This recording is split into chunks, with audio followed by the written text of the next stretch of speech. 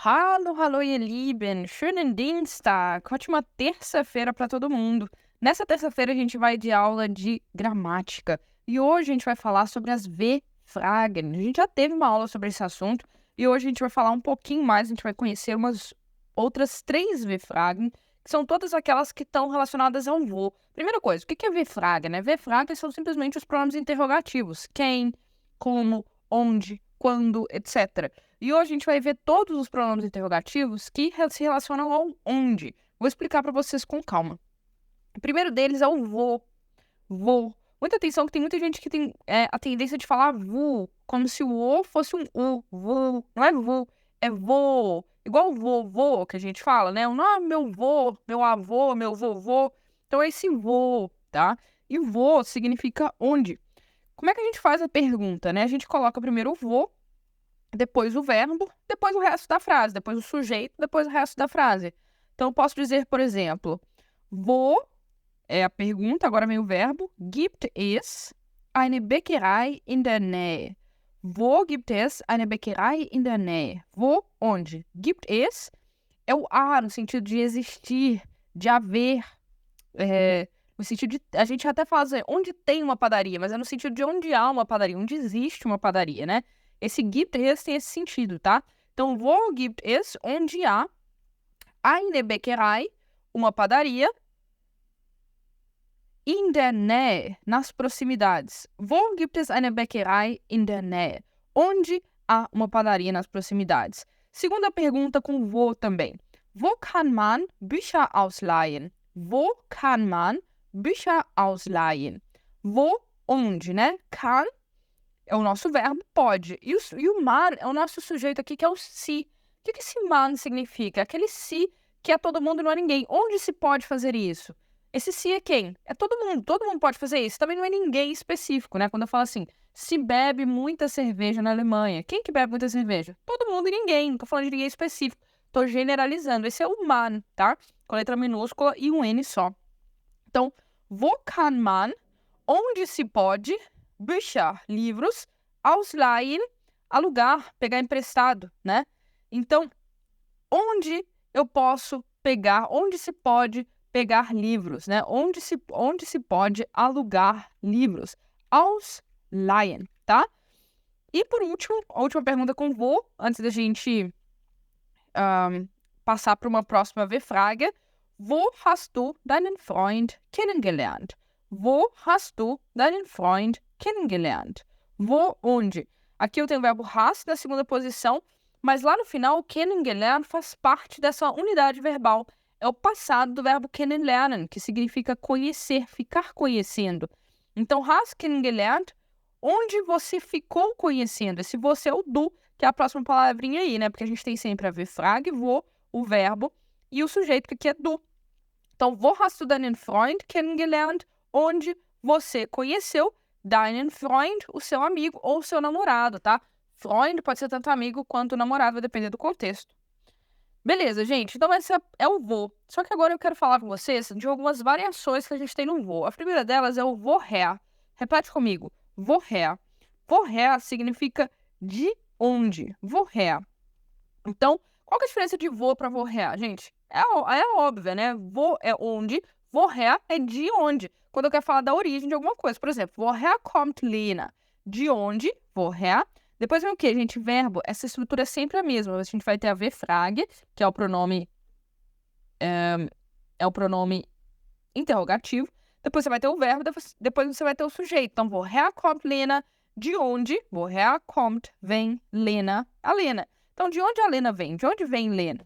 Estou perguntando, por exemplo, de qual país ela vem. Por exemplo, posso dizer, ich komme aus Brasilien, eu venho do Brasil, né? Se eu tô falando, se a pessoa perguntou para mim, Lena kommt aus Portugal. A Lena vem de Portugal. Então, é essa função, né, da gente falar woher. Posso dizer, por exemplo, também, woher sind Sie? De onde é a senhora ou o senhor, né? Esse Sie é você, tá, gente?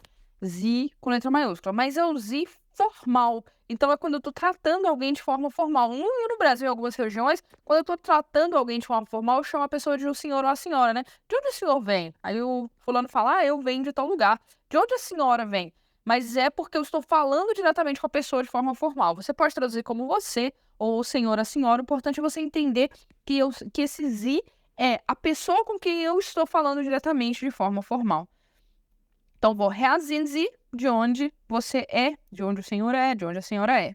E por último, woher kommst du? Woher kommst du? Woher, de onde kommst? Vem, du, você. De onde você vem. E esse du, tá? É você informal. Então, a diferença entre o Sie com letra maiúscula e o du é que o Sie com letra maiúscula é o você formal, quando eu tô falando com alguém com quem eu tenho uma relação de formalidade, não é meu amigo, né? É um conhecido com quem eu não tenho nenhuma intimidade, ou uma pessoa que eu nem conheço, é um Sie formal.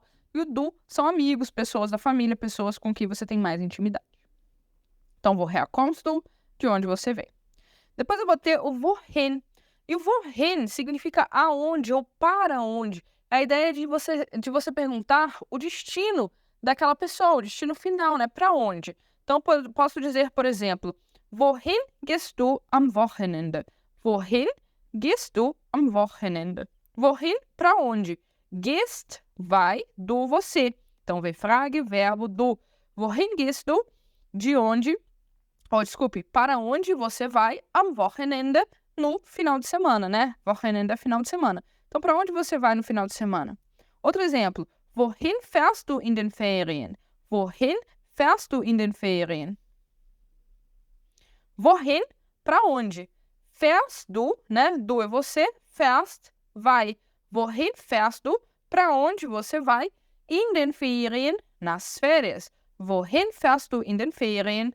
Para onde você vai nas férias, tá? Se fahren também é ir, mas é no sentido de ir motorizado, ou melhor, ir com um meio de transporte terrestre, né? Então, quando eu digo gehen, é que você vai... Eu não estou especificando como é que você vai, ou estou especificando que você vai a pé. Quando eu digo fahren, eu sei que você vai com algum meio de transporte terrestre. Então, para onde você vai nas férias? Você vai de trem, você vai de carro, né?